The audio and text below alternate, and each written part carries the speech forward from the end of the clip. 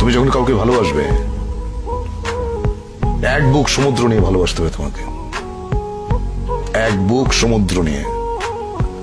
তা না হলে সে প্রেমের কোনো অর্থ নাই। প্রেমে পড়ার মতো এত আনন্দদায়ক কিছু কি আছে পৃথিবীতে?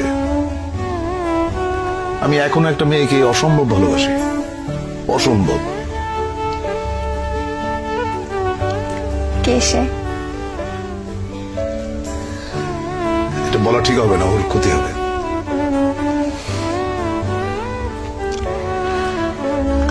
আমরা কি চিনি? চেনো হয়তো।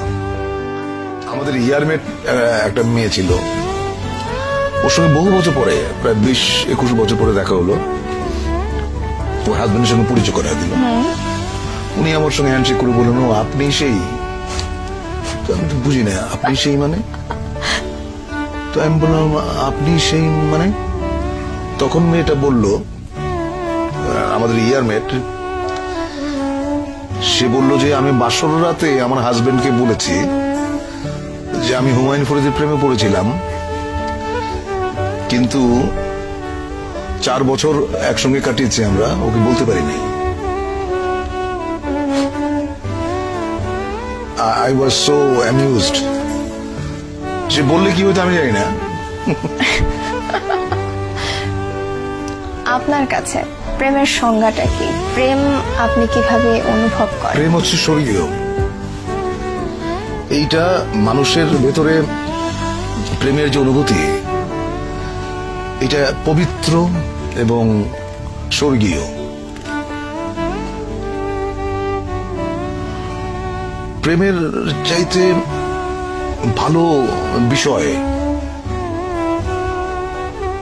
মানব ইতিহাসে নাই। আমি শুধু মানুষের প্রেমের কথা বলছি না।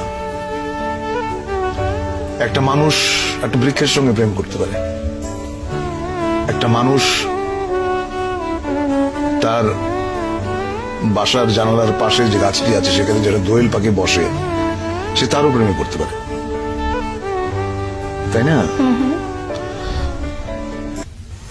সাধারণত আমরা প্রেম বলতে বুঝি খুব ছোট্ট কথা, সেটা হচ্ছে যে একটা ছেলে একটা মেয়ে। ব্যাপারটা কিন্তু সেরকম না, তাই না? ধরো যেমন আমাদের প্রফেট, তার সঙ্গে আল্লাহর যে প্রেম, এটাকে তুমি কিভাবে ডিফাইন করবে? এটা ডিফাইন করা সম্ভব না। You have to feel it in your heart.